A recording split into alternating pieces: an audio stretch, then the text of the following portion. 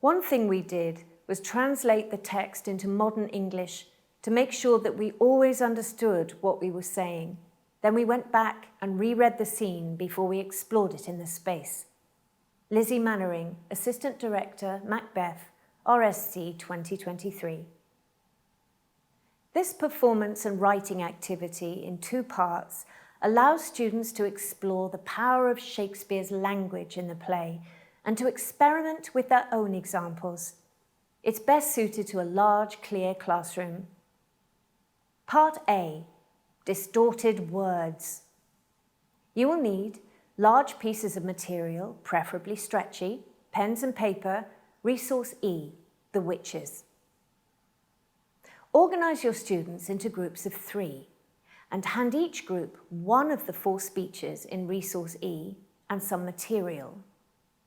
Explain that each group is a coven of witches. They have 10 minutes to decide how to perform their speeches using their pieces of material. Encourage them to work together to experiment with their imagination. For example, do they split up the text? Speak chorally? Speak through the material? Dress themselves as one creature? How will they appear, move, disappear? Invite the covens to share their work and discuss the results. Extension activity. If you have the facilities, ask students to film each other's performances, either very simply on their devices or by adding music and lighting effects. They could even be edited together using simple editing apps. Production notes. The porter's monologue in Macbeth famously provides some comic relief in the centre of a dark, murderous play. Our director, Wils Wilson, wanted to harness the spirit of what Shakespeare intended, but update its references so they were relevant to today's society. This expanded into a very different way of approaching the entire scene. Stand-up comedian Stewart Lee was approached to rewrite the text using modern references. The result was a contemporary stand-up routine that breaks from the tone of the play completely and includes jokes about the Tories and GCSE drama, and even contains a spoiler about the end of the play. The porter is played by Scottish actress Alison Peebles, who uses a traditional mic and stand to speak to the audience. This mic is used later by Macbeth to deliver his tomorrow and tomorrow and tomorrow soliloquy. The comedy continues after the entrance of Macduff and Lennox, who play sidekicks to the porter's comedy. The porter is seen observing Macbeth in later scenes and silently leaves the castle with a backpack when Macbeth is certain to lose. Part B, Knock Knock. The porter monologue is one of the earliest records of stand-up comedy, but we don't have the same references as they did in the 1600s. At one point, French geese are mentioned, and I have no idea what that means.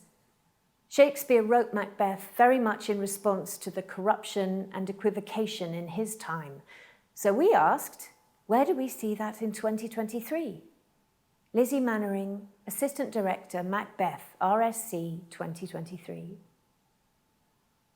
This activity is best suited to a large hall or clear classroom. You will need pens and paper and resource F, the porter. Knock, knock. Organise your group into a big circle and hand out copies of resource F. Read both the Shakespeare and Stewart Lee's version of the porter scene in turn. Discuss the examples that Shakespeare uses of the people knocking on hell's doors. Why were these jokes funny 400 years ago? What does it mean to us now? Why does the porter speak in prose and not verse? Discuss what decisions Stewart Lee has made in his rewriting of this scene. For example, using modern examples of people we want to make fun of and who might end up in hell. How the porter addresses the audience. Why has this rewrite been done for this production? And do they think it is effective? Ask your students to get into pairs and explain that they have 20 minutes to write their own version of the Porter speech, using the same structure, sound effects, and the 3 jokes delivered to the audience. Challenge them to experiment with the following. How does the porter enter and exit? How do they speak to the audience? Which 3 examples of modern people might we want to make fun of who might end up in hell? What is their vision of hell like?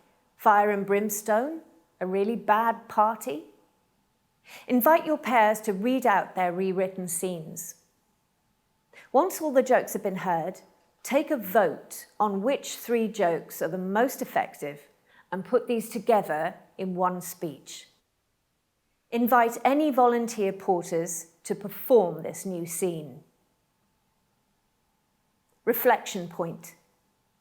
Collect and compare some examples of comedians' jokes that target current people in modern times. Who is the main focus of these jokes? Celebrities? Politicians? Do any of these jokes target serious subjects? Are these jokes fair or unfair? Do they go too far or not far enough? And why? Why is it important to make jokes about serious matters?